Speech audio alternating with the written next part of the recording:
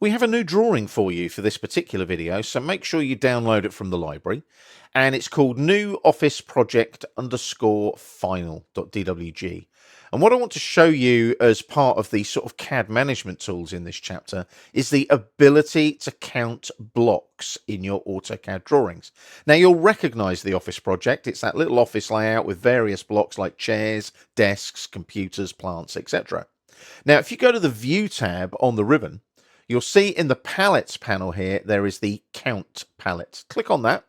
That'll open up the count palette. I'm just going to drag it over here to the left like that so we can see what's going on. Now, what I love about this particular palette is I've got the ability now to go and look up blocks in my drawing. So if I went to chair, can you see it highlights all the chairs, count of 4, there's the info about them there, and it displays the details of the count in the count palette.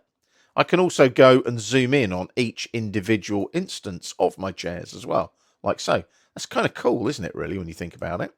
If I come to here, like this, you'll notice as well, I can count objects in a specified area, and I can also select the objects in the count. So can you see they're now selected, like so? And also here as well, what I can do is I can insert a count field in the drawing that is set to the current count value. Now that's great. I can select those. I can select some desks. There's some desks. Door dynamic. There's the door. If I select that, this is really quite clever. I really like the way this works. So if I come over here and I select that counted object, notice it's a dynamic door. So if I click there, I can change that parameter there. Can you see that? I can do the flip action and change that to wherever I want it to be, like so. If I go to leaves, leaves are quite interesting. There's 160 of those because there's all different leaves on all the 4 plants in the drawing. You've got the monitors. So there's the monitors on the PCs. There's the office workstations. There's the PCs on the desks. And there's the 4 plants. So that's a really nice way of locating and counting all of your blocks in your AutoCAD drawing. Now, what's really nice as well, though, is I've got this really nice little tool here.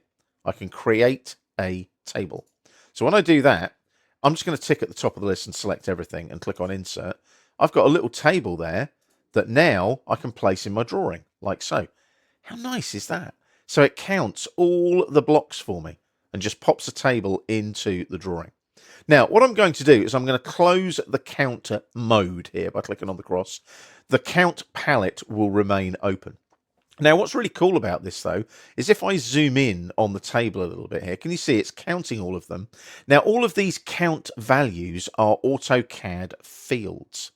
So if I go and select this big plant here, for example, and I right-click and I erase that from the drawing, if I now do a regen, let's zoom in on the table, you can see that there were originally 4 plants. If I type regen now and enter, can you see that updates to 3?